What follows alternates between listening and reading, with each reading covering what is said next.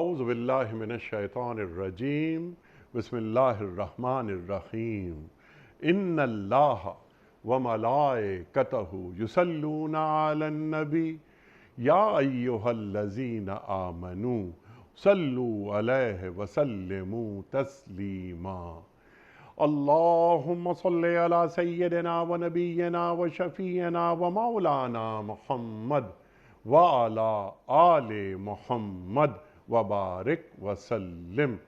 محترم خواتین و حضرات، السلام علیکم۔ پیام صبح کے ساتھ ایک بار پھر حاضر میں ہوں آپ کا میزبان انیق احمد۔ خواتین و حضرات، پیام صبح میں آپ اور ہم جانتے ہیں کہ قرآن کریم کے مختلف آیات پر ہمارے ملک کے جید علماء گفتگو فرماتے ہیں اور قرآن کریم کے نکات ہم پر واضح کرتے ہیں۔ قرآن کریم ہمیں کیسا دیکھنا چاہتا ہے، ہمیں کہاں دیکھنا چاہتا ہے، یہ ہمیں بتاتے ہیں۔ قرآن کریم کا علم ہم تک منتقل کرتے ہیں۔ ہمارے علماء کو اللہ سلامت رکھے۔ خواتین و حضرات، آج ہم سورہ ابراہیم کی آیات 24، 25 اور 26 پر بات کروائیں گے اپنے ملک کے ایک ممتاز عالم دین سے کہ اللہ کیا فرما رہا ہے۔ اللہ فرماتا ہے کہ کیا تم دیکھتے نہیں ہو کہ اللہ نے کلمہ طیبہ کو کس چیز سے مثال دی ہے؟ اللہ تعالیٰ مثالوں سے بات سمجھاتا ہے۔ اللہ فرماتا ہے اس کی مثال ایک ایسی ہے جیسے ایک اچھی ذات کا درخت جس کی جڑ زمین میں گہری جمی ہوئی ہے اور شاخیں آسمان تک پہنچی ہوئی ہیں۔ ہر آن وہ اپنے رب کے حکم سے اپنے پھل دے رہا ہے۔ خواتین و حضرات، یہ شجر طیبہ یہ کسے کہتے ہیں؟ یہ توحید کو ماننے کی بات ہو رہی ہے، اعمال صالحہ کی بات ہو رہی ہے، زندگی کو شرک سے پاک گزرنے کی بات ہو رہی ہے، اور اس کا پھل کیا ہے؟ اللہ تعالیٰ فرما رہا ہے یہ ہر آن وہ اپنے رب کے حکم سے اپنے پھل دے رہا ہے۔ جڑیں زمین میں گہری ہیں اور شاخیں آسمان تک گئی ہوئی ہیں۔ کلمہ طیبہ کی خوشبو کیسے پھیلتی ہے اور اس کے متضاد کلمہ خبیثہ ہے۔ اس کی مثال اللہ دیتا ہے کہ ایک بدذات درخت کی سی ہے جو زمین کی سطح سے اکھاڑ پھینکا جاتا ہے اور اس کو کوئی استحکام حاصل نہیں ہوتا، بات ختم کر دی گئی۔ شجر طیبہ کی بات تفصیل سے اللہ بیان کر رہا ہے اور جو بری بات ہے اس کو فوراً ذکر کر کے بات ختم کر دی۔ ایک اور کیا ہمیں نصیحت یہ بھی مل رہی ہے کہ اچھی باتوں کا ابلاغ ہونا چاہیے تفصیل کے ساتھ، اور جو بری باتیں ہیں ان کو فوراً یا تو ان کا ذکر ہی نہ ہو تو فوراً اسے ختم کر دینا چاہیے۔ خواتین حضرات، بہت ساری باتیں اس ذیل میں نکل کر آئیں گی۔ شجر طیبہ سے کیا مراد ہے، جڑوں سے کیا مراد ہے، یہ آسمانوں تک اس کی شاخیں، اس کی برکتیں کیا ہیں کلمہ طیبہ کی، اور جس پھل کی بات ہو رہی ہے وہ پھل کیا ہے، سیکھیں گے محترم مولانا شجاع الدین شیخ صاحب سے۔ خواتین حضرات، شجاع الدین شیخ صاحب ہمارے ملک کا ایک جانا مانا نام، مقبول اور محبوب نام، آپ کی گفتگو کو بہت توجہ سے سنا جاتا ہے۔ شاگرد خاص محترم ڈاکٹر اسرار احمد صاحب علیہ الرحمہ۔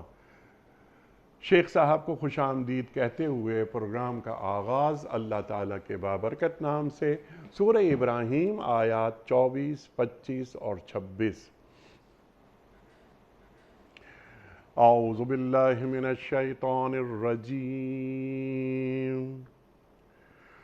بسم اللہ الرحمن الرحیم۔ أَلَمْ تَرَ كَيْفَ ضَرَبَ اللَّهُ مَثَلًا كَلِمَةً طَيِّبَةً كَشَجَرَةٍ طَيِّبَةٍ أَصْلُهَا ثَابِتٌ وَفَرْعُهَا فِي السَّمَاءِ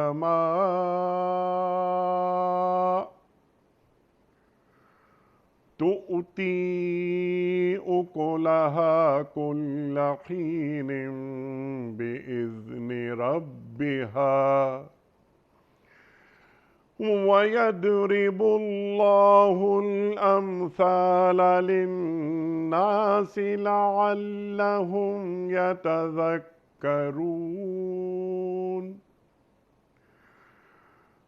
وَمَثَلُ كَلِمَةٍ خَبِيثَةٍ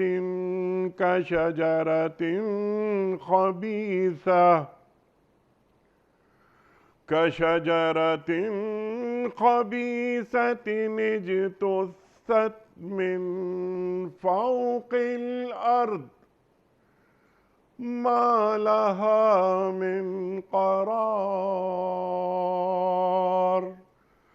صدق اللہ العظیم۔ کیا تم دیکھتے نہیں ہو کہ اللہ نے کلمہ طیبہ کو کس چیز سے مثال دی ہے؟ اس کی مثال ایسی ہے جیسے ایک اچھی ذات کا درخت جس کی جڑ زمین میں گہری جمی ہوئی ہے اور شاخیں آسمان تک پہنچی ہوئی ہیں، ہر آن وہ اپنے رب کے حکم سے اپنے پھل دے رہا ہے۔ یہ مثالیں اللہ اس لیے دیتا ہے کہ لوگ ان سے سبق لیں، اور کلمہ خبیثہ کی مثال ایک بدذات درخت کی سی ہے جو زمین کی سطح سے اکھاڑ پھینکا جاتا ہے، اس کے لیے کوئی استحکام نہیں ہے۔ خواتین و حضرات، محترم شیخ صاحب کی خدمت میں اس سے پہلے کہ ہم رکھیں آج کے پروگرام کے حوالے سے پہلا سوال، کوئز کل کے پوچھے گئے سوال کا درست جواب، اور آج کا سوال آپ کی خدمت میں۔ کل کا سوال یہ تھا کہ قرآن کریم میں حضرت ادریس علیہ السلام کا ذکر کتنی مرتبہ آیا ہے؟ درست جواب 2 مرتبہ۔ آج کا سوال نوٹ فرما لیجئے۔ قرآن کریم میں نماز کے ساتھ دوسری کون سی چیز ہے جس سے مدد لینے کو کہا گیا ہے؟ صبر، روزہ یا زکوٰۃ؟ جو درست جواب آپ سمجھتے ہوں روانہ فرمائیے۔ ہمارے فون نمبرز ہیں 00922134527 ہمارا دوسرا فون نمبر ہے 0092234300980۔ ہمارا ای میل ایڈریس ps@duniatv.tv، ہمارا SMS کا نمبر 3031، اور ہمارا واٹس ایپ کا نمبر ہے 00923218250194۔ شیخ صاحب ارشاد فرمائیے، یہ کیا تم دیکھتے نہیں ہو مخاطبت کس سے ہو رہی ہے؟ ذرا اس کو بیان فرما دیجئے، اور اللہ نے کلمہ طیبہ کی مثال کس چیز سے دی ہے؟ ارشاد۔ بسم اللہ الرحمن الرحیم، اللہم صلی وسلم علی نبینا محمد، رب اشرح لی صدری ویسر لی امری واحلل عقدۃ من لسانی یفقہوا قولی واجعل لی وزیرا من اہلی، آمین یا رب العالمین۔ انیس صاحب جزاک اللہ خیرا کثیرا۔ سورہ ابراہیم ہے اور مکی صورت ہے، اور مکی صورت کی بنیادی موضوعات میں توحید کا تذکرہ، توحید کے دلائل کا بیان اور شرک کی نفی کا موضوع مستقل ہمیں ملتا ہے۔ دوسری اہم بات یہ ہے کہ اس مقام پر اللہ تعالیٰ نے مثالیں بیان فرمائیں، تو یہ مثالوں کا تصور، تمثیلات کا تصور، پیرابلز کا تصور مستقل قرآن حکیم میں اور دیگر الہامی کتابوں میں بھی ہمیں ملتا ہے۔ بعض مرتبہ بعض حقائق گہرے ہوا کرتے ہیں، خاص طور پر ایمانیات سے متعلق معاملات، وہ گہرے حقائق اللہ تعالیٰ بندوں کو سمجھانے کے لیے بندوں کے مشاہدات میں سے کوئی شے یا کوئی بات بیان فرماتا ہے تاکہ ان حقائق کا کچھ ادراک بندوں کو حاصل ہو سکے۔ اس مقام پر بھی ابھی آگے کلام بھی ہو جائے گا کہ کلمہ طیبہ سے کیا مراد ہے، تو ایک مراد کلمہ طیبہ جو ہم پڑھتے ہیں لا الہ الا اللہ یہ بھی ہے، کلمہ طیبہ سے مراد توحید کا کلمہ بھی ہے، اور کلمہ طیبہ کے ذیل میں جب پھل کی بات کی جائے گی تو توحید کے ثمرات اور ایمان کے ثمرات جو خیر اور بھلائی کے کام اعمال صالحہ کی صورت میں سامنے آتے ہیں ان پر بھی انشاءاللہ تعالی کلام ہو جائے گا۔ تو اللہ تعالیٰ یہ تمثیلات یا پیرابلز بیان فرماتا ہے بندوں کی سمجھنے کے لیے، آسانی فراہم کرنے کے لیے، اور کچھ حقائق کا ادراک بندوں کو کسی درجے میں ہو جائے، یہ مثالیں قرآن کریم میں جا بجاتی ہیں۔ ایک اور اہم بات اس مقام پر یہ آ رہی ہے کہ کلمہ طیبہ کا تذکرہ بھی آ رہا ہے اور کلمہ خبیثہ کا تذکرہ بھی آ رہا ہے۔ عربی میں کہا جاتا ہے کہ تعرف الاشیاء باضدادها، اشیاء کو ان کی ضد سے اور ان کی اپوزٹ سے سمجھا جاتا ہے، یعنی توحید اگر سمجھ آئے گی تو شرک بھی معلوم ہو جائے گا کسے کہا جاتا ہے، اور اگر شرک کی تفصیلات سامنے ہوں تو توحید کے تقاضے بھی سامنے آ جائیں گے، اس مقام پر بھی آپ دیکھیں تو ضد کو یا اپوزٹ کو کانٹراسٹ کے طور پر ہمارے سامنے رکھا جا رہا ہے۔ ایک بڑی عمدہ بات آپ نے ابتدا میں بیان فرمائی کہ خود آیات کا جو ہم الفاظ دیکھ رہے ہیں اور جو سائز دیکھ رہے ہیں کہ کلمہ طیبہ کے بیان کی وضاحت قدر زیادہ اور کلمہ خبیثہ کا تذکرہ مختصر آ رہا ہے، تو معلوم ہوا کہ بھلائی کی طرف رغبت کا معاملہ زیادہ ہونا چاہیے اور بھلائی کی باتوں کو تفصیل سے بیان کرنا چاہیے۔ برائی سے رکنا بھی ہے، برائی سے روکنا بھی ہے، مگر برائی کی تفصیلات بیان کرنے میں اتنے آگے نہ چلے جائیں کہ لوگ وے آؤٹ نکالنا شروع کر دیں، اس کی طرف بھی یہاں پر اشارہ ہو رہا ہے۔ اب آئیے موضوع پر کلام کی طرف آ جاتے ہیں کہ اچھا ایک اور آپ نے بات بیان فرمائی، علم ترا، یہ ترا کا جو لفظ ہے یہ تو واحد کا صیغہ ہے، تو عام طور پر کئی مقامات پر قرآن کریم میں مخاطبت حضور سے ہوتی ہے صلی اللہ علیہ وسلم واحد کے صیغے میں، لیکن اس میں کئی مرتبہ وہ امت کے لیے تعلیم کا معاملہ ہوتا ہے۔ پھر ایک اور پہلو بھی ہوتا ہے، کئی مرتبہ اللہ تعالیٰ ناہنجار لوگوں سے، کافروں سے، باغیوں سے، سرکشوں سے کلام بھی نہیں فرمانا چاہتا، اللہ حضور سے مخاطبت فرماتا ہے اور لوگوں کو سمجھایا جا رہا ہوتا ہے کسی معاملے کے اعتبار سے، تو کئی مرتبہ مخاطبت حضور سے صلی اللہ علیہ وسلم، لیکن تعلیم امت کو عطا کی جا رہی ہے۔ اب حضور سے بڑھ کر کون جانے کا کلمہ طیبہ کو؟ حضور سے بڑھ کر کلمہ طیبہ کے تقاضوں پر عامل کون ہوگا؟ تو نہیں، مخاطبت حضور سے ہے واحد کے صیغے میں، امت کے لیے تعلیم عطا کی جا رہی ہے۔ اب سب اچھا، یہ جو سوال ایک اور پہلو بھی قرآن پاک کا نکلتا ہے، قرآن حکیم کئی مرتبہ کوشچن کے انداز میں ہمارے سامنے گفتگو رکھتا ہے، اور یہ اللہ کے رسول علیہ السلام کی سنت میں بھی طرز عمل ملتا ہے، افہام و تفہیم کے لیے، مینٹورشپ کے لیے، لرننگ کے لیے، ایکیڈیمک ایکسرسائز کے لیے سوال اور جواب کا جو انداز ہے یہ قرآن حکیم بھی اختیار کرتا ہے، یہ صاحب قرآن صلی اللہ علیہ وسلم بھی اختیار کرتے ہیں۔ ایک وہ دور تھا کہ 2 گھنٹے کے خطابات بھی لوگ سن لیا کرتے تھے، لیکن کئی مرتبہ اب ہم دیکھتے ہیں کہ اکتاہٹ کا پہلو آ جاتا ہے، اگر مونولوگ سلسلہ چلتا رہے، ون وے ٹریفک چلتی رہے۔ حضور علیہ السلام کے خطبات بہت کم طویل ہمیں ملتے ہیں، اکثر احادیث حضور علیہ السلام کی وہ 2 3 4 5 جملوں پر مشتمل ہوا کرتی ہیں، اور کئی مرتبہ حضور کا انداز مخاطبت کا ہوتا ہے، سوال و جواب کا انداز ہوتا ہے۔ یہ انداز قرآن کریم میں بھی ہے، یہ احادیث مبارکہ میں بھی۔ شاید کسی موقع پر یہ کلام آیا تھا کہ مصر کے صاحب علم نے 2 کتابیں مرتب کی، ایک کتاب رسول اللہ صلی اللہ علیہ وسلم کے سوالات اور صحابہ کرام کے جوابات، صحیح ستہ اور احادیث کی دیگر کتب سے وہ مقامات انہوں نے جمع کر دیے۔ دوسری کتاب کیا ہوگی؟ صحابہ کرام کے سوالات اور رسول اللہ صلی اللہ علیہ وآلہ وسلم کے جوابات۔ کبھی ایک وقت گزرا یا اب بھی کبھی ایسا ہوتا ہے کہ سوالات کو ڈسکریج کیا جاتا ہے، لیکن ہم قرآن کریم سے معلوم کرتے ہیں قرآن کریم سوال اٹھاتا بھی ہے۔ ہاں، ہم صحابہ کرام کے 14 سوالات قرآن کریم میں دیکھتے ہیں میکسیمم، اور وہ تمام کے تمام عقیدے یا عمل سے متعلق ہیں، جو کہ پریکٹیکل اسپیکٹ ہوتا ہے۔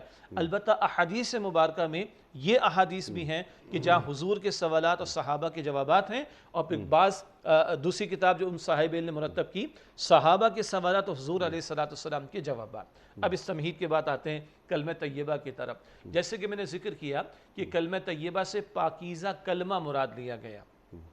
اول کلمہ طیب معنی پاک، یہ پاک کا تصور ہمارے ذہن میں موجود ہے، تو اول تو اس کے مراد لا الہ الا اللہ کا کلمہ توحید لیا گیا ہے۔ یہ کلمہ طیبہ، اس سے مراد کلمہ توحید کو لیا گیا، لا الہ الا اللہ کا کلمہ۔ اگلی بات یہ ہے کہ یہ فقط ایک کلمہ نہیں ہے، یہ پورا ایک عقیدہ ہے، اور عقیدہ محض ڈوگمے کی شکل نہیں ہوا کرتا۔ جو عقیدہ رب ہم سے مطالبہ کرتا ہے، عقیدہ وہ عقیدہ ہے جس کا اظہار پھر بندے کے عمل میں دکھائی دیتا ہے۔ اسی لیے کلمہ طیبہ کو ایک تمثیل کے طور پر ایک شجر طیبہ سے مثال دی جا رہی ہے، پاکیزہ درخت سے، اور پھر درخت سے مقصود ہوتا ہے پھل کا حصول۔ تو اگر کلمہ طیبہ کی مثال شجر طیبہ سے دی جا رہی ہے، اور شجر درخت کو کہا جاتا ہے، اور درخت سے حاصل ہوتا ہے پھل اور بھی فوائد ہوتے ہیں، اسی طرح کلمہ طیبہ کا بھی کوئی حاصل ہوگا۔ پھر یہ بتایا جا رہا ہے اچھا یہ شجر طیبہ کیا ہے؟ بعض صحابہ کرام رضی اللہ تعالی عنہ مجمعین نے، جن میں عبداللہ بن عباس بھی شامل ہے رضی اللہ تعالی عنہ، اس کی وضاحت فرمائی۔ اس سے مراد دی گئی ہے کھجور کا درخت۔ جڑیں بڑی مضبوط ہوا کرتی ہیں، تنا بہت بلند ہوا کرتا ہے، شاخیں اس معنی میں اونچی محسوس ہوتی گویا آسمان کو پہنچی بھی ہوں، اور سدا بہار ہوتا ہے، ہمیشہ وہ پھل دے رہا ہوتا ہے، اور اس سے حاصل ہونے والی کھجور وہ سال ہر سال اور پورا سال استعمال کی جا رہی ہوتی ہے۔ تو یہ رائے صحابہ کرام کی ہمیں ملتی ہے کہ جس درخت کی یہاں پہ تمثیل بیان، یا جس درخت سے تمثیل دی جا رہی ہے وہ درخت تو ہے کھجور کا درخت۔ پھر اس کی ریزیمبلنس کا معاملہ کیا ہے؟ ایک کھجور کا درخت ہے، بلندی پر پہنچا ہوا ہے، شاخیں آسمان کو پہنچی ہوئی ہیں، جڑیں زمین میں مضبوط ہیں، اور ہر سیزن میں اور سال ہر سال وہ پھل دے رہا ہے، اور اس کے پھل سے استفادہ سارا سال کیا جا سکتا ہے۔ اسی طرح جو واقعتاً دل کی گہرائیوں کے ساتھ لا الہ الا اللہ کا اقرار کرنے والا ہو، وہ ایک ایسی مضبوط بات کو تھام لیتا ہے جس کی جڑ تو بڑی مضبوط ہے، اور اس کا تنا آسمان میں پہنچا ہوا مراد کیا ہے؟ اس کے جو برگ و بار ہیں وہ پوری کائنات میں تمہیں نظر آئیں گے، اور اس عقیدے کا حامل، اس کلمہ طیبہ کا ماننے والا، اس کا عقیدہ رکھنے والا اگر واقعتاً وہ عقیدہ رکھتا ہے تو اس سے ملنے والا پھل بھی سدا بہار ہوگا۔ وہ ملنے والا پھل کیا ہے؟ وہ تقوی ہے، وہ کردار ہے، وہ اخلاق ہیں، وہ ویلیوز ہیں، وہ بدلتے حالات کے اندر ایک باوقار رویہ ہے۔ خزاں ہو کے بہار لا الہ الا اللہ، مصائب کے پہاڑ کیوں نہ ٹوٹ پڑیں تب بھی ایک باوقار کردار، صبر و استقامت والا نظر آئے گا۔ نعمتوں کے نچھاور کیے جانے کی انتہا ہو جائے گی، تکبر نظر نہیں آئے گا، اور عجب نظر نہیں آئے گا، دوسرے کو حقیر سمجھنا نظر نہیں آئے گا، بلکہ الحمدللہ کے ترانے نظر آئیں گے، سجود کے جو ہے وہ طرز عمل نظر آئیں گے۔ یہ باوقار کردار اس پاکیزہ کلمے کے اقرار کرنے والے کا نظر آئے گا، اور وہ برگ و بار پورا سال پوری زندگی دکھائی دیں گے۔ آخری بات اس پہلے جواب کے ضمن میں یہ ہے کہ پوری کائنات کو جو اللہ نے بنایا، یہ پوری کائنات اللہ کی مسلم ہے۔ یہ زمین و آسمان، یہ سورج چاند ستارے، یہ نظام فلکی، یہ گیلیکسیز کا تصور، یہ ایکسپینڈنگ یونیورس کا تصور، یہ آربٹس کے اندر ستاروں کی، سیاروں کی مومنٹ، یہ سب کچھ اللہ کے اذن سے۔ کیا خوبصورت بات ایک مفسر نے فرمائی، بلکہ کئی علماء نے فرمائی کہ اس پوری کائنات کا عقیدہ لا الہ الا اللہ ہے۔ اس پوری کائنات کے اندر تم رب کائنات کی قدرت اور صناعی کے مظاہر دیکھو گے، تو ایک بندہ جب شعوری طور پر یہ کلمہ طیبہ کا اقرار کرتا ہے، وہ گویا پوری کائنات سے مطابقت رکھتا ہے کہ جس کائنات کو تم دیکھو گے، ما تری فی خلق الرحمن من تفاوت، رحمان کی تخلیق میں کوئی فلا تمہیں نہیں ملے گا، رکھنا نہیں ملے گا، تمہاری نگاہ تھک ہار کر واپس آ جائے گی، خالق کائنات کی اس کائنات میں صناعی میں رکھنا نہیں ملے گا۔ تو یہ کائنات مسلم ہے بمعنی کہ اللہ کے حکم کی پاسداری کر رہی ہے، اور ایک بندہ جب کلمہ طیبہ کا اقرار کرتا ہے تو وہ اس کائنات سے مطابقت اختیار کر لیتا ہے۔ کائنات کے اندر پھیلی ہوئی اللہ کی نشانیوں سے مخلوق خدا کو فائدہ پہنچتا ہے، سورج سے، ستاروں سے۔ اسی طرح جو بندہ کلمہ طیبہ کا اقرار کر لیتا ہے وہ کائنات سے مطابقت اختیار کرتا ہے، اور اس کی ذات مخلوق خدا کے لیے نفع کا باعث بنتی چلی جاتی ہے۔ سبحان اللہ، سبحان اللہ، سبحان اللہ۔ یہ کلمہ طیبہ، اللہ اکبر، یہ توحید کا اظہار ہے، یہ عمل صالح کا تقاضا کر رہا ہے۔ پورا ایک نظام وہ نظر آئے، جیسے کہ آپ نے فرمایا، ریفلیکشنز نظر آنے چاہیے۔ یہ کلمہ طیبہ کی خوشبو ہے جو پھیلتی چلی جاتی ہے، جڑیں زمین میں اور شاخیں آسمان تک، اللہ اکبر۔ تو یہ جو غذا مل رہی ہے اس درخت کو، وہ غذا کہاں سے مل رہی ہے؟ ہاں، اچھا، بندہ جو خالق کائنات کی توحید کا قائل ہو جائے، اس کی اصل غذا اسی خالق کائنات کی یاد میں پنہاں ہے، اسی خالق کائنات کے ذکر سے جڑی ہوئی ہے، اور اس ذکر کے نتیجے میں اس کو ہم کھول لیتے ہیں انشاءاللہ تعالی۔ یہ کلمہ جس کا بندے نے اقرار کیا، آپ نے غور کیا ہوگا، میں نے الفاظ استعمال کیے تھے، دل کی گہرائیوں سے ماننے والی بات۔ ایک ہے نا اقرار باللسان کا معاملہ، ایک ہے تصدیق بالقلب کا معاملہ۔ کلمہ تو اب عبداللہ بن ابی بھی پڑھتا تھا، کیا خیال ہے، مگر اس نے دل سے نہیں مانا تھا، تو کردار منافقانہ سامنے آیا ہے، مؤمنانہ سامنے نہیں آیا۔ لیکن جب ایمان زبان سے آگے بڑھ کر، اقرار سے آگے بڑھ کر تصدیق کی شکل اختیار کرتا ہے، اب جڑ آتی ہے۔ اب جڑ جب مضبوط ہوگی تو برگ و بار بھی نظر آئیں گے. اب مؤمنانہ طرز عمل نظر آئے گا. رحمان کے چلتے پھرتے بندے رحمان کی تعلیم کا عکس نظر آئیں گے، اور چلتے پھرتے قرآن معاشرے میں نظر آئیں گے. چلتے پھرتے خدا کے بندوں کا گفتار و کردار بتائے گا یہ خالق کے ماننے والے ہیں، مگر اس کے لیے شرط کیا ہے؟ اقرار باللسان آغاز ہے، لازمی ہے، کافی نہیں ہے. تصدیق بالقلب بھی ضروری ہے، اور جب یہ ایمان دل میں ہے تو یہ گھٹتا بھی ہے اور بڑھتا بھی ہے. تو اب اس کے گھٹنے سے بچانا ہے اس کو، اور اس کی بڑھوتنی کی کوشش کرنی ہے. اور اس بڑھوتنی کا اولین ذریعہ یہ آپ کے سامنے رکھا ہوا، یہ اللہ کی کتاب قرآن حکیم. اذا تلیت علیہم آیاتہ زادتہم ایمانا، جب جب ان کے سامنے اللہ تعالیٰ کی آیات کی تلاوت کی جاتی ہے ان کے ایمان میں اضافہ ہوتا ہے. کہا میں نے ذکر، آپ نے کہا آبیاری کیسے ہوگی، نیوٹریشن کہاں سے ملے گی، غذا کہاں سے ملے گی؟ وہ ذکر الہی سے ملے گی. ذکر الہی میں الذکر، ذکر وہ اللہ کی کتاب قرآن حکیم ہے. ذکر الہی کا بہت بڑا ذریعہ نماز ہے. اقیم الصلاۃ لذکری، ہر چند گھنٹوں بعد اللہ کھینچ کر لا رہا ہے، نماز ہمیں کھینچ کر لا رہی ہے. سرکشی نے کر دیے نقوش بندگی، دھندلے نقوش بندگی، سرکشی نے کر دیے دھندلے نقوش بندگی، آؤ سجدے میں گریں لوح جبی تازہ کریں. بار بار اس ایمان کی آبیاری تو قرآن سے بھی ہوگی، نماز سے بھی ہوگی، دعا سے بھی ہوگی، اذکار سے بھی ہوگی، اور مستقل اس ایمان کی بڑھوتنے کی کوشش کرنی ہوگی. تو برگ و بار بڑھتے بڑھتے نظر آئیں گے انشاءاللہ. سبحان اللہ، سبحان اللہ. اور یہ غذا روحانی غذا ہے جو آسمانوں سے ہمیں مل رہی ہے، لیکن اس کا اظہار زمین پر ہو رہا ہے نظام کی صورت میں. زمین سے آسمان تک ایک خدائی نظام چل رہا ہے. اس نظام کا اثر ہم پر، جو آپ نے بات فرمائی کہ اقرار باللسان و تصدیق بالقلب، اور میرے اعضاء اور جوارے سے اس کی تصدیق ہو رہی ہے یا نہیں ہو رہی. اب یہاں کچھ سوالات ہم اٹھانے کی کوشش کرتے ہیں کہ ہم یہ کلمہ طیبہ لا الہ الا اللہ جیسا کہ آپ نے فرمایا، تو اس کلمہ طیبہ میں محمد الرسول اللہ کی کیا اہمیت ہے، اور کیا کلمہ طیبہ محض لا الہ الا اللہ تک رہ سکتا ہے؟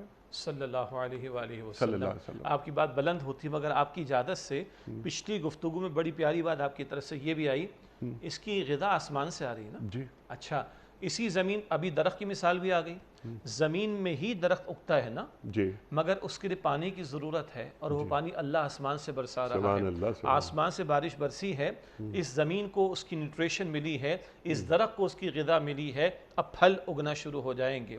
آپ نے روحانی غذا کی بات کی، اللہ نے قرآن کی بارش برسائی ہے. اس قرآن کی بارش کو برسنا چاہیے ہمارے دلوں پر. یہ دل مردہ ہو جاتے ہیں تو پھر گھٹیا کردار وجود میں آتے ہیں. وہ کلمہ خبیثہ کی جو بات آ رہی ہے، اور اس کو اتنا بتا دینا کافر ہے کہ ما لہا من قرار، اس کو کوئی ثبات نہیں، کوئی اچھا کردار اس کے نتیجے میں سامنے نہیں آئے گا.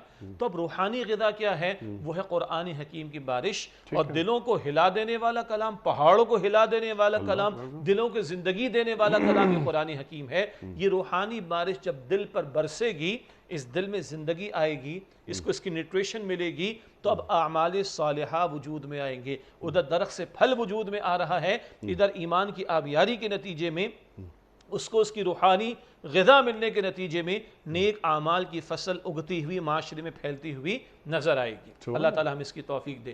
اب جو بات آپ نے بیان فرمائی، کیا کلمہ طیبہ سے محمد رسول اللہ صلی اللہ علیہ وسلم کو مائنس کیا جا سکتا؟ سوال ہی پیدا نہیں ہوتا، بلکہ حسن اتفاق یہ ہے کہ آج جو آپ نے ابتدا میں سوال کا جواب بیان کیا کہ قرآن کریم میں کہاں آیا محمد رسول اللہ، تو سورہ فتح میں اس کا ذکر آتا ہے. آیت نمبر 28-29 میں تفصیل آتی ہے.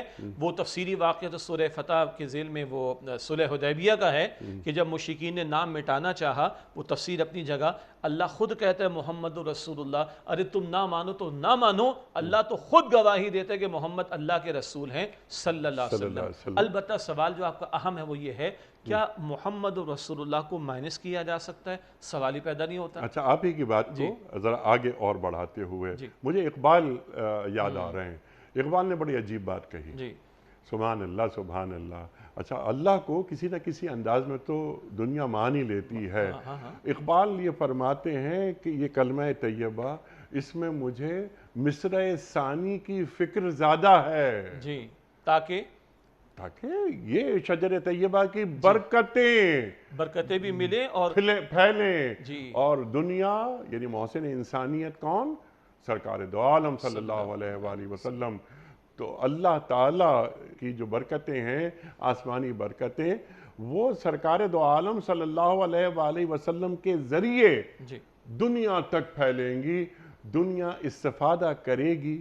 اب یعنی آپ کی بعثت کے بعد جی، تو صرف اور صرف محمد مصطفیٰ احمد مجتبیٰ صلی اللہ علیہ وآلہ وسلم کی پیروی کر کے، آپ سے استنباط کر کے ارشاد کی محمد سے وفا تو نے تو ہم تیرے ہیں، یہ جہاں چیز ہے کیا لوح و قلم تیرے ہیں صلی اللہ علیہ وسلم۔ اب جو آپ نے بات بیان فرمائی، اس کو ایک اور انداز سے لیجئے۔ بعثت محمدی صلی اللہ علیہ وسلم کے بعد واحد سورس جو ہمیں بتائے کہ کلمہ طیبہ کا مفہوم ہے کیا، سبحان اللہ سبحان اللہ، خالق کائنات کا تعارف ہے کیا، سبحان اللہ، اللہ کا تعارف ہے کیا، وہ محمد مصطفیٰ بتائیں گے صلی اللہ علیہ وسلم۔ ہر پیغمبر نے آ کر یہی دعوت دی ہے، یا قوم اعبدوا اللہ، اے میری قوم اللہ کی عبادت کرو، ما لکم من الہ غیرہ، اللہ تمہارے لیے اللہ کے سوا کوئی معبود نہیں ہے۔ ہر پیغمبر نے لا الہ الا اللہ کی دعوت دی ہے۔ البتہ پچھلے پیغمبر کہتے تھے یا قومی، اے میری قوم، حضور کہتے ہیں یا ایھا الناس، اے انسانوں۔ پچھلے پیغمبروں کی رسالت انسانوں کے لیے تھی، مگر وہ مخصوص وقت، مخصوص علاقے، مخصوص دور کے لیے۔ حضور علیہ السلام کی رسالت تمام انسانیت کے لیے تاکہ قیامت برپا ہو جائے، یونیورسل ہے۔ تو پہلے بھی پیغمبروں نے بتایا تو اللہ کا تعارف ہمیں ملا۔ اور دلچسپ بات، بلکہ ٹیکنیکل بات کیا، علماء بھی ہمارے پروگرام سے استفادہ کرتے ہیں اور ہم ان سے استفادہ کرتے ہیں الحمدللہ۔ علماء نے ٹیکنیکلی ایمان کی تعریف کیا بیان کی ہے؟ تصدیق بما جاء بہ النبی صلی اللہ علیہ وسلم، ہر وہ بات جو محمد مصطفیٰ نے بتائی اس کی تصدیق کرنا، یہ ایمان ہے۔ تو میں اللہ کو جو مانوں گا وہ مجھے وہ ماننا ہے جو محمد مصطفیٰ نے بتایا صلی اللہ علیہ وسلم، ورنہ الہ کا تصور، معبود کا تصور، دنیا میں بہت سے تصورات موجود ہیں، ایون مشرکانہ عقائد رکھنے والوں میں بھی ٹاپ پر ایک بڑے کا تصور تو موجود ہے نا۔ اچھا، یہ توحید تو رچی بسی فطرت انسانی میں، بگاڑ میں مبتلا مشرک بھی ٹاپ پر ایک ہی کو مانتا ہے۔ قرآن پاک بتاتا ہے مشرکین کی گوٹ پھنس جاتی، سمندر کے بھور میں کشتی پھنس جاتی تو لات نہیں، منات نہیں، عزا نہیں، کون یاد آتا؟ اللہ یاد آتا تھا۔ یہ فطرت میں رچی بسی ہے توحید۔ البتہ توحید کا تصور کون دے گا؟ کلمہ طیبہ کی وضاحت کون کرے گا؟ راہ مستقیم کی رہنمائی کون کرے گا؟ صراط مستقیم کا رول ماڈل کون پیش کرے گا؟ وہ محمد مصطفیٰ پیش کریں گے صلی اللہ علیہ وسلم۔ پھر ہم بات کر رہے ہیں کلمہ طیبہ کا نتیجہ، اس کے برگوبار کیا ہیں؟ کلمہ طیبہ کا نتیجہ، اس کا پھل کیا ہے؟ وہ اعمال صالحہ۔ عمل صالح کب ہوگا؟ عمل صالح تب ہوگا جب اخلاص نیت بھی ہو۔ عمل صالح تب ہوگا جب عمل شریعت کے حکم کے مطابق ہو، اور مزید برآں عمل صالح تب ہوگا جب وہ خلاف سنت نہ ہو۔ اگر عمل خلاف سنت ہو گیا تو لاکھ میں توحید کا دعویٰ کروں، عمل صالح نہیں ہو سکتا۔ سو مت سو، یہ تو عمل کی بات آ گئی۔ لاکھ اللہ کو ماننے کا دعویٰ کرے کوئی، یہودی ہو کر، نصرانی ہو کر، عیسیٰ علیہ السلام کو ماننے کا بھی دعویٰ کر لے نصرانی ہو کر، موسیٰ علیہ السلام کو ماننے کا دعویٰ کر لے یہودی ہو کر، محمد رسول اللہ کو نہ مانے تو عمل تو بعد میں، اللہ کہتے تمہارا ایمان ہی نہیں۔ اسی القرآن میں سورہ البقرہ کی آیت نمبر 8 میں ہے وَمِنَ النَّاسِ مَن يَقُولُ آمَنَّا بِاللَّهِ وَبِالْيَوْمِ الْآخِرِ، اللہ فرماتا ہے وَمَا هُمْ بِمُؤْمِنِينَ، لوگوں میں سے کچھ ہیں جو کہتے ہیں اللہ پر ایمان لائے اور ہم آخرت پر ایمان، اتنے دو بڑے ایمانیات کو ماننے کا دعویٰ، اللہ کہتا ہے وَمَا هُمْ بِمُؤْمِنِينَ، یہ ایمان والے نہیں۔ کیوں؟ اللہ کو ماننے کا دعویٰ ہے، یہود ہیں، موسیٰ علیہ السلام کو ماننے کا دعویٰ ہے، آخرت کو ماننے کا دعویٰ ہے، محمد رسول اللہ کا انکار ہے صلی اللہ علیہ وسلم، تو تمہاری توحید بھی قبول نہیں، تمہارا یہ آخرت کا ماننا بھی قبول نہیں۔ یہ ٹیکنیکلی بڑا اہم مسئلہ ہے، یہ ختم نبوت کے بعد عقیدے کا معاملہ بھی ہے۔ تو بالکل بجا ہے کہ کلمہ طیبہ سے آپ کیسے مائنس کریں گے محمد رسول اللہ کو، بلکہ سچی بات ہے کہ محمد رسول اللہ بتائیں گے کہ کلمہ طیبہ کیا ہے اور کلمہ طیبہ کا تقاضا کیا ہے، خالق کا تعارف کیا ہے، معبود کا تعارف کیا ہے، اور اس کی عبادت بھی کرنی ہے تو صلو کما رأیتمونی اصلی، نماز ایسے ادا کرنا جیسے مجھے ادا کرتے ہوئے دیکھتے ہو، خذوا عنی مناسککم، خالق کے گھر کی زیارت کا ارادہ کرو، اسی کا نام حج ہے نا مناسک کے ساتھ، لیکن مجھ سے حج کے مناسک کو سیکھ لینا، تو اللہ اور محمد مصطفیٰ صلی اللہ علیہ وسلم بھی بالکل بریکٹ ہو کر جڑے ہوئے آپس میں۔ سبحان اللہ سبحان اللہ سبحان اللہ سبحان اللہ، اور قیامت تک اب جس کی اتباع کی جائے گی وہ صرف اور صرف محمد مصطفیٰ احمد مصطفیٰ صلی اللہ علیہ وآلہ وسلم ہیں۔ یہ بھی ختم نبوت کی بہت بڑی دلیل ہے۔ اللہ اکبر اللہ اکبر۔ اب اس کے ثمرات، پھل کی جو بات آپ نے بھی فرمائی کہ یہ کلمہ طیبہ، شجر طیبہ، جڑیں زمین میں، شاخیں آسمانوں پر، تو اس کے اثرات نظر آتے ہیں ہمیں یا نظر آنے چاہیے ہمیں، شاید اب زیادہ مناسب ہے یہ بات، کہ جو ہماری معیشت میں، ہمارے معاشرت میں، ہمارے سماج میں، ہماری اخلاقیات میں، ہمارے سیرت و کردار میں، بھئی لا الہ الا اللہ محمد الرسول اللہ ہم نے پڑھا، تو جب ہم نے پڑھا تو ہم کسی قلعے میں داخل ہو گئے، ہم کسی حصار میں داخل ہو گئے، اور ہم نے اپنے آپ کو جوڑ لیا۔ اللہ اکبر۔ کس سے؟ اس سے کہ جس کی نبوت یونیورسل ہے، جو شفیع المذنبین ہے۔ آپ نے فرمایا صلی اللہ علیہ وآلہ وسلم کہ تمام جو رسول آئے یا پیغمبر آئے اپنی اپنی قوموں کے لیے، لیکن اللہ فرما رہا ہے بات میری ہے، آپ فرما دیجئے کہ قل انی رسول اللہ الیکم جمیعا، کہ میں جمیع انسانیت کے لیے، جمیع کائنات کے لیے رسول بنا کر بھیجا گیا ہوں۔ تو آپ کا اسوہ، آپ کی تعلیمات، آپ کے احکام، من یطع الرسول فقد اطاع اللہ، اللہ کا تعارف کون کروا رہا ہے؟ رسول اللہ، سرکار دو عالم صلی اللہ علیہ وآلہ وسلم۔ تو یہ جو شجر طیبہ ہے، اس کی برکتیں، اس کے ثمرات ہمیں حاصل کرنے چاہیے۔ آپ تو خیر تمام انسانیت کے لیے رسول ہیں صلی اللہ علیہ وآلہ وسلم، لیکن پہلے مستحق تو ہم ہیں نا، کیونکہ ہم جوڑتے ہیں اپنے آپ کو، نسبت رکھتے ہیں ادھر، نسبت رکھتے ہیں، تو کیا ہم وہ ثمرات حاصل کر رہے ہیں اس رحمت سے؟ ارشاد۔ جی، آپ نے بہت اہم بات کی طرف توجہ دلائی، جو کہ اب برگوبار کی بات ہے، ثمرات کی بات ہے، نتائج کی بات ہے، پھل کی بات ہے، وہ کیا ہے؟ وہ یہ ہے جیسے ایک حدیث مبارک میں آتا ہے، جامع ترمذی میں روایت ہے، مؤمن وہ ہے جسے دیکھ کر اللہ تعالیٰ یاد آ جائے۔ اللہ اکبر۔ اب اس میں پوری زندگی آئے گی، عبادات بھی آئیں گی، معاملات بھی آئیں گے، اخلاقیات بھی آئیں گی، حقوق و العباد بھی آئیں گے، گھر کی زندگی بھی آئے گی، معاشرت، معیشت، سیاست، عدالت، ریاست، حکومت، سب کچھ اس میں آئے گا۔ حدیث بتا رہی ہے کہ مؤمن وہ ہے جسے دیکھ کر اللہ تعالیٰ یاد آ جائے، اور ہم نے کئی مرتبہ اس کے ذیل میں بات اس پروگرام میں کی ہے۔ امتی کون ہوگا؟ جسے دیکھ کر محمد رسول اللہ صلی اللہ علیہ وسلم یاد آ جائے۔ صلی اللہ علیہ وسلم۔ 2-3-4 مثالیں لے لیتے ہیں اور ذرا دیکھنے کی کوشش کرتے ہیں کہ وہ برگو بار آج امت کو دکھائی دے رہے ہیں۔ کچھ عرصے پہلے ماہ رمضان کی تکمیل ہوئی اور ماہ رمضان میں ہم نے مسجدوں کو بڑا آباد دیکھا۔ جی ہاں، میں دل سے ایک بات کرتا ہوں، شاید یہ مسجدیں آج شکوہ کر رہی ہوں گے اللہ کے سامنے، اللہ تیرے بندے 30 دن 30 راتیں آتے رہے، فرائض کیا، سنتیں کیا، نوافل بھی سینکڑوں انہوں نے پڑھ ڈالی، آج یہ تیرے بندے کہاں چلے گئے؟ جی، اور پیغمبر فرماتے صلی اللہ علیہ وسلم، قرۃ عینی فی الصلاۃ، میری آنکھوں کی ٹھنڈک نماز میں ہے۔ بلال اذان کہو، ہماری آنکھوں کی ٹھنڈک کا اہتمام کرو۔ جی، حضور فرماتے ہیں کہ بندے کے اسلام اور کفر کے درمیان نماز کا فصل ہے۔ حضور فرماتے ہیں پہلا سوال قیامت کے دن نماز کے بارے میں ہوگا، تفصیل ہمارے علم میں ہے، لیکن ہم ابھی اور آگے بات بھی کریں گے۔ پھر اس نماز کا ذکر میں کیوں کر رہا ہوں؟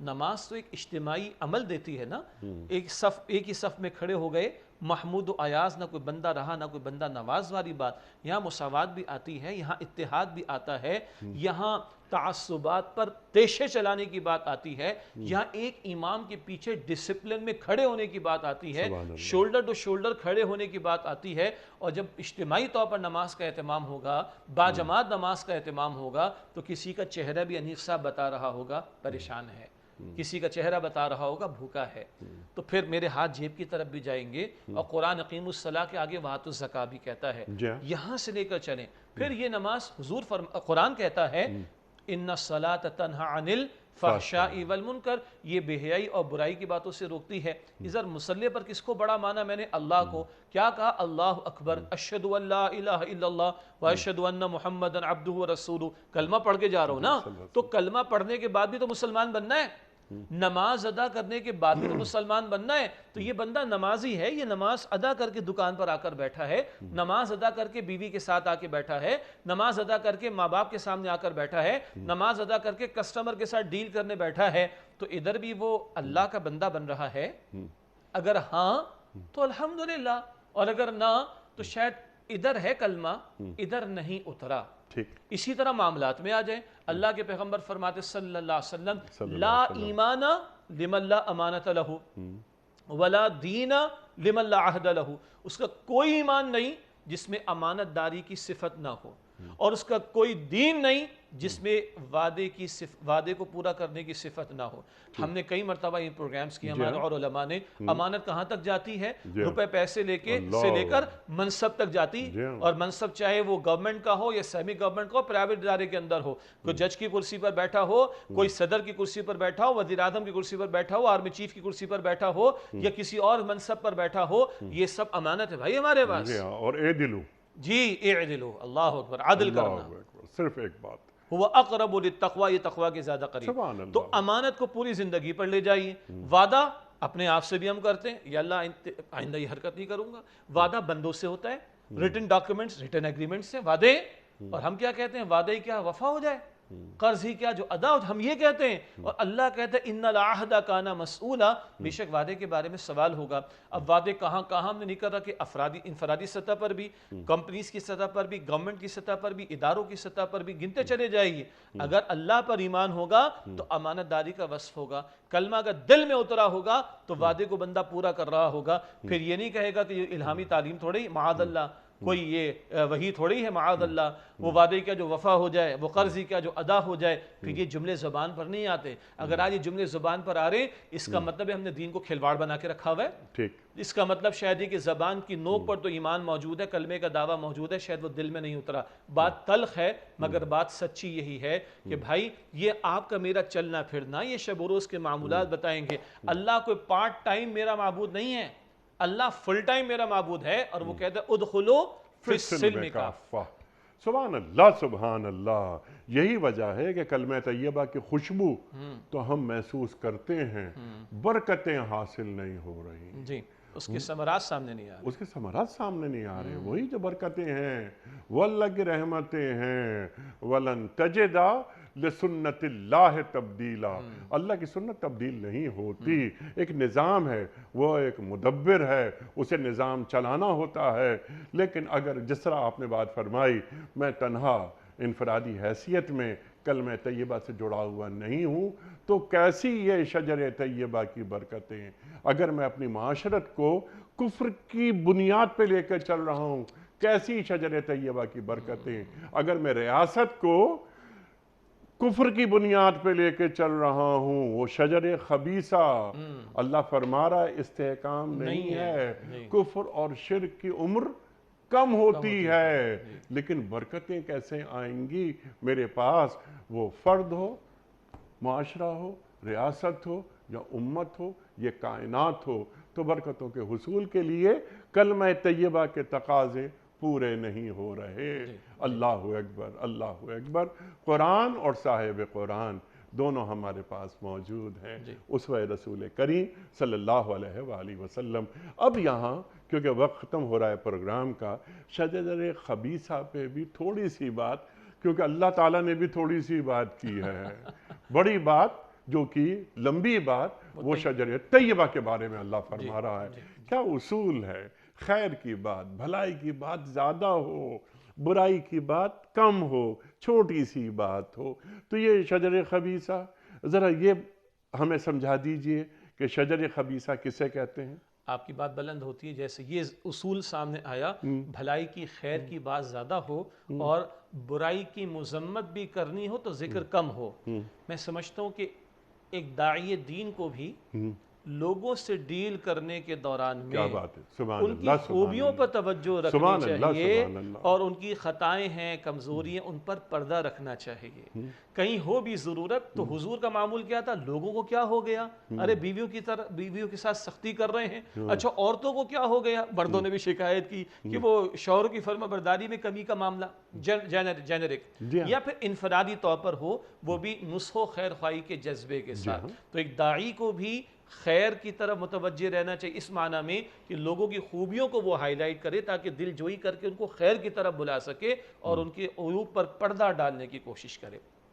اب جو بات آ رہی ہے کلمہ خبیثہ کے تعلق سے، طیب اگر سمجھ میں آگے تو خبیث بھی سمجھ میں آ جائے. جی، اس کائنات کی سب سے بڑی حقیقت کیا ہے؟ ذالک بأن اللہ هو الحق، اس لیے کہ اللہ تعالیٰ الحق ذات ہے. تو سچی حقیقت، الحقیقت، وہ تو اللہ سبحانہ وتعالیٰ کی ذات ہے. اب اللہ کے مقابلے میں اور اللہ کی تعلیم کے مقابلے میں جو کچھ بھی ہے، مقابلے میں جو آ جائے وہ جہالت ہے. آپ دیکھیے ابو جہل کو ابو جہل کیوں کہا گیا؟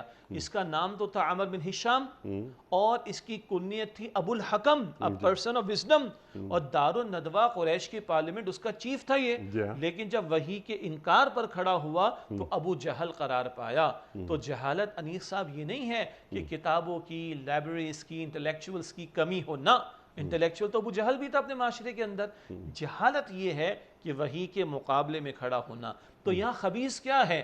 خبیث وہ نظریہ ہوگا، خبیث وہ عقیدہ ہوگا، خبیث وہ فلسفہ ہوگا، خبیث وہ طرز زندگی ہوگا، خبیث وہ باتیں ہوں گی جو وحی کے تعلیم کے مقابلے میں کھڑی ہو جائیں. وہ سارے کے سارے خبیث ہے. اب آپ شرک کو کہیں، آپ کفر کو کہیں، آپ نفاق کو کہیں، آپ فسق کو کہیں، فجور کو کہیں، عمل کا میدان آ گیا، فسق کو کہیں، فجور کو کہیں، سرکشی کو کہیں، بغاوت کو کہیں، معصیت کو کہیں، نافرمانی کو کہیں، حرام کو کہیں، حرام آمدن کو کہیں، حرام کے کاموں کو کہیں، یہ سب کیونکہ وحی کے مقابل میں ہے، یہ سارا خبیث قرار پائے. سبحان اللہ، سبحان اللہ، سبحان اللہ. ایک جملے میں اگر یہ بات کہی جائے جو آپ نے بات فرما دی کہ وحی کے مقابلے میں کوئی بھی عقیدہ، نظریہ، عقل کی بنیاد پر تخلیق پانے والا، وہ سب شجر خبیثہ ہے. اور سب سے بڑا خبیث شیطان ہے نا. جی. کیا گڑبڑ کی تھی؟ اللہ کہتا ہے جھک جا. اللہ کے واضح حکم کے سامنے اپنی عقل لے کر آیا. نہیں اللہ، میں اعلیٰ ہوں، یہ آدم ادنا ہے، میں آگ سے بنا آگ اوپر جاتی ہے، شعلہ اوپر جاتا ہے، آدم مٹی سے بنا مٹی اچھالو نیچے جاتی. آپ نے بجا فرمایا عقل کو ترجیح دینا، وحی کے مقابلے میں عقل کو ترجیح دینا، یہ تو شیطنت ہے. اور یہی سب سے بڑا خباثت کا معاملہ ہے. آپ نے صحیح ترجمانی فرما دی کہ وحی کے بالمقابل جو شے آئے گی، وحی کو چھوڑ کر اگر عقل کو اوپر رکھا جائے گا، خباثت سامنے آئے گی. سبحان اللہ، سبحان اللہ. اور جو عقل سے مراد یہاں خواہش نفس ہے. جی. افرأیت من اتخذ الہہ ہوا، یہ وہ لوگ ہیں جنہوں نے اپنی خواہشات کو اپنا معبود بنا لیا اور وہ وہی خداوندی کے سامنے کھڑے ہو جاتے ہیں. لیکن یہاں پر ایک بات اور، وہ میں آپ سے، کیونکہ وقت ختم ہو رہا ہے پروگرام کا، کہ یہ وہ شجر خبیثہ ہے جو زمین کی سطح سے اکھاڑ پھینکا جاتا ہے. جی. یہ اللہ فرما رہا ہے. بالکل. ٹھیک ہے. لیکن ہم یہ دیکھتے ہیں کہ ہمارے معاشرے میں، آپ ہم سے زیادہ جانتے ہیں، یہ شجر خبیثہ، اس کی کئی شکلیں ہیں. یہ بہت تیزی کے ساتھ پنپتے رہتے ہیں. اور جو شخص وہی خداوندی کو اپنے ساتھ لے کر چلتا ہے تو قدم قدم پر پریشانیاں وغیرہ وغیرہ اس کے ساتھ ہوتی ہیں. یہ ذرا بات کھول دیجیے. بہت قیمتی سوال ہے، کیونکہ اس آیت کے آخر میں تو آ رہا ہے ما لہا من قرار. اللہ کہہ رہا ہے اس کو ثبات نہیں، استحکام نہیں. لیکن کیا کہیں کہ ظاہری طور پر یہ خباثتیں جو ہے وہ ہمیں ظاہری طور پر جو ہے وہ عروج پر نظر آتی ہیں، غالب نظر آتی ہیں. میں ناظرین کو توجہ دلا دوں، پھر خود قرآن کھولیں. سورہ ابراہیم کے ساتھ سورۃ الرعد ہے. سورۃ الرعد کی آیت نمبر 16-17 دیکھ لیں. اللہ حق باطل کی مثالیں بیان کرتا ہے. بارش برستی ہے، ندی نالوں میں پانی جاری ہو جاتا ہے، پانی اصل ہے مگر اوپر آپ کو جھاگ نظر آتا ہے۔ دوسری مثال اللہ تعالیٰ دیتا ہے کہ زیورات کو بنانے کے لیے دھاتوں کو تپایا جاتا ہے نا، سونے چاندی کو آگ میں ڈالا جاتا ہے، تپایا جاتا ہے، جو اصل ہے وہ نیچے رہتا ہے اور کبھی میل کچیل اوپر نظر آ رہا ہوتا ہے۔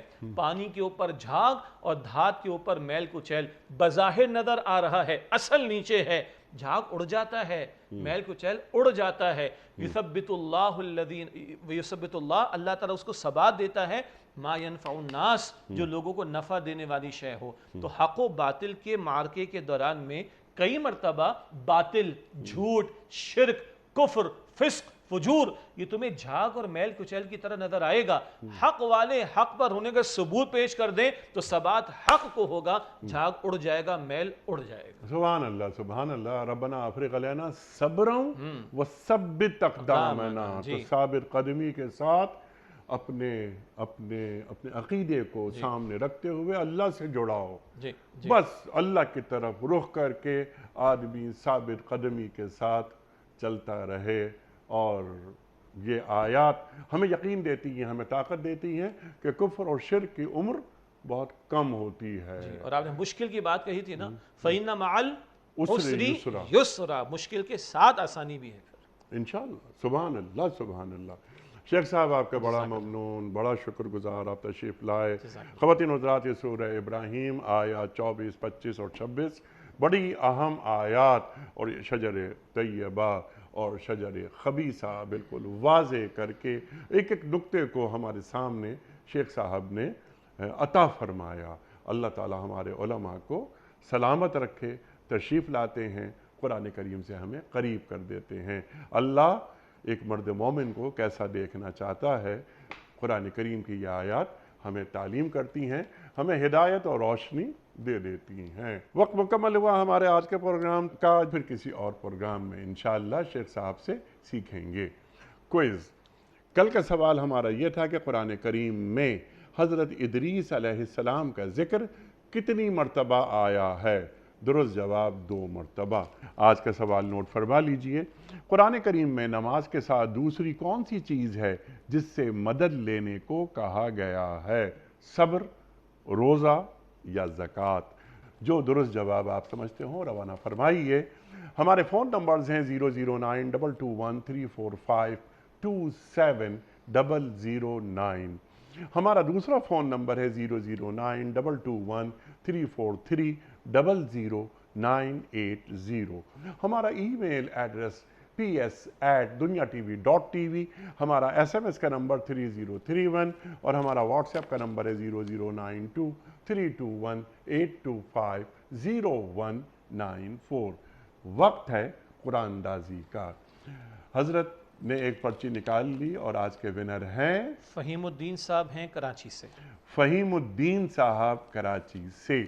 فہیم صاحب آپ کی خدمت میں دنیا ٹی وی کی جانب سے دینی کتب پر مشتمل گفٹ ہیمپر آپ کے گھر بذریعہ کوریئر روانہ کیا جا رہا ہے۔ آپ کو بہت بہت مبارک ہو۔ پیام صبح کا اختتام ہوتا ہے روزانہ ایک قول پر، اور وہ قول ہوتا ہے صاحب نہج البلاغہ امیر المومنین حضرت علی مرتضیٰ کرم اللہ وجہہ کا۔ آپ فرماتے ہیں کہ جب تمہارے ساتھ احسان کیا جائے تو اسے یاد رکھو، جب تمہارے ساتھ احسان کیا جائے تو اسے یاد رکھو۔ سبحان اللہ سبحان اللہ۔ اپنے میزبان انیق احمد کو کل تک کے لیے اجازت دیجیے۔ خدا حافظ۔